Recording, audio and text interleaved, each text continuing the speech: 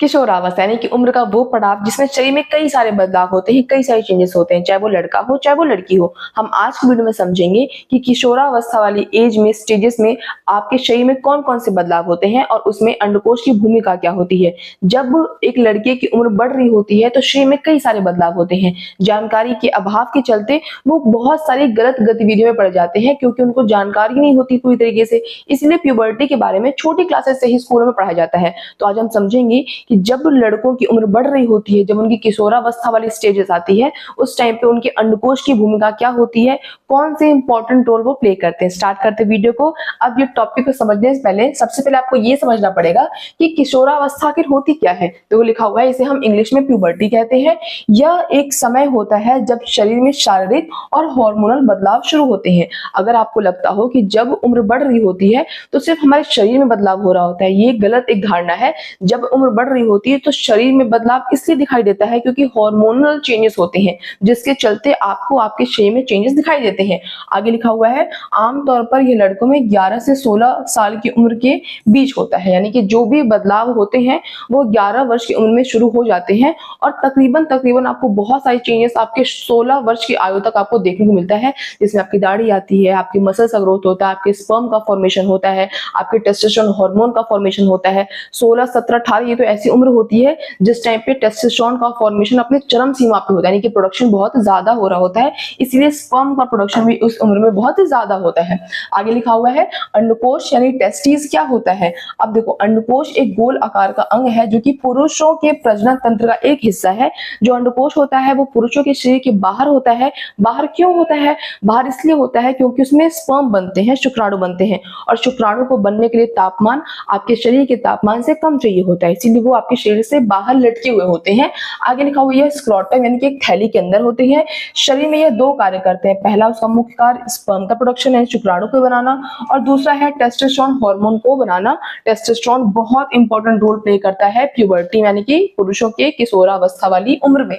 आगे लिखा हुआ है, टेस्टोस्टेरोन हार्मोन क्या काम करता है, हम उसके काम को समझेंगे, कार्य को समझेंगे। पहला, यह मुख्य पुरुष हार्मोन है, बहुत इंपॉर्टेंट हार्मोन है। मतलब कि आप किसी व्यक्ति को देखकर ये बता रहे हो कि वो पुरुष है, तो जिस वजह से बता रहे हो, जिस चेंजेस की वजह से बता रहे हो, उन चेंजेस का जिम्मेदार टेस्टोस्टेरोन हार्मोन ही होता है। हम टेस्टोस्टेरोन हार्मोन की वजह से ही पुरुषों में चेंजेस फाइंड कर पाते हैं, नोटिस कर पाते हैं। आगे लिखा हुआ है, किशोर अवस्था में यह हार्मोन शारीरिक बदलाव की शुरुआत करता है, इसके प्रभाव से होता है। यानी क्या क्या चीजें टेस्टोस्टेरोन हार्मोन की वजह से हमको दिखाई देती है। सबसे पहला, आवाज का भारी होना।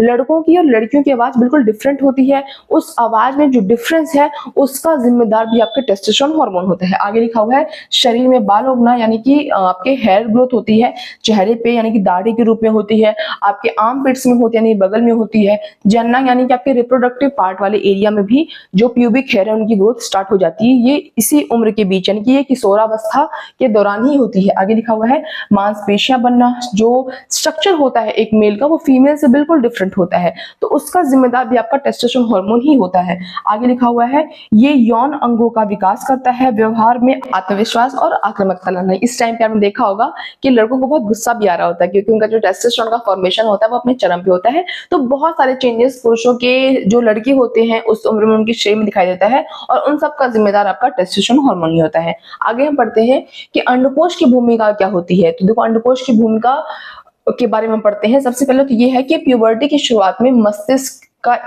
से एक सिग्नल आता है जो कि आपके हाइपोथैलेमस और पिट्यूटरी ग्लैंड के माध्यम से, यानी कि एक सिग्नल मिलता है आपको उन ग्लैंड के माध्यम से।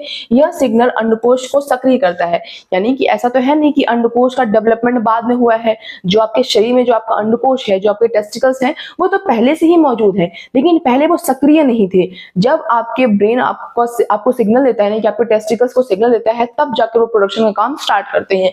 आगे लिखा हुआ है, इसके बाद टेस्टोस्टेरोन का निर्माण शुरू होता है, शुक्राणु बनने लगते हैं, शरीर में बदलाव दिखने लगते हैं। यानी कि टेस्टिकल पहले भी होते हैं लेकिन वो सक्रिय नहीं होते हैं, वो एक्टिव नहीं होते। जब हाइपोथैलेमस पिट्यूटरी ग्लैंड आपको सिग्नल देता है, उसके बाद जाके आपके टेस्टिकल्स एक्टिव होते हैं और आपके बॉडी में स्पर्म का फॉर्मेशन हो, चाहे टेस्टोस्टेरोन हार्मोन का प्रोडक्शन हो, और आपके शरीर में तमाम बदलाव हो, चाहे वो बाल चेहरे पे आ रहे हो, चाहे आपके प्यूबिक हेयर का ग्रोथ हो रहा हो, चाहे आपके आर्मपिट्स में हेयर का ग्रोथ हो रहा हो, आपकी आवाज भारी हो रही हो, आपके मसल्स में चेंजेस हो रहे हो, तो इन सबका जिम्मेदार आपका टेस्टिकल ही होता है, क्योंकि इसमें टेस्टोस्टेरोन हार्मोन का डेवलपमेंट होता है।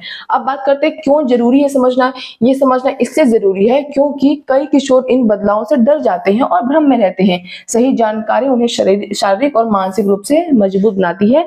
जैसा कि मैंने वीडियो के स्टार्टिंग में ही कहा था कि जानकारी के अभाव से क्या होता है, बहुत सारे जो बच्चे होते हैं वो बहुत सारी गलत गतिविधियों में पड़ जाते हैं, जिसके चलते उनको जब 17, 18, 19 वाली एज आती है तो क्योंकि वो गलत गतिविधियों में इंक्लूड है, इंडल्ज है, जिसकी वजह से उनको क्या होता है, बहुत एक्सेस नाइटफॉल की समस्या भी उनमें उत्पन्न हो जाती है। यह जानना जरूरी है कि ये सभी बदलाव स्वाभाविक है। ऐसा कुछ भी नहीं है कि जो सिर्फ आपके अंदर हो रहा है, ये सभी के अंदर होता है, चाहे वो लड़का हो चाहे वो लड़की हो। लेकिन लड़की के चेंजेस हम कभी नेक्स्ट वीडियो में पढ़ेंगे और लड़कों के चेंजेस बिल्कुल भिन्न होते हैं। तो आज की इस वीडियो के लिए बस इतना ही। मिलेंगे नेक्स्ट वीडियो में किसी बहुत इंटरेस्टिंग और इन्फॉर्मेटिव टॉपिक के साथ। तब तक अगर आपको मेरी आज की वीडियो अच्छी लगी हो, इंटरेस्टिंग लगी, इन्फॉर्मेटिव लगी हो, तो वीडियो को लाइक कर देना और ऐसे और इंटरेस्टिंग टॉपिक्स के लिए मेरे चैनल सब्सक्राइब करना। That's all, bye guys.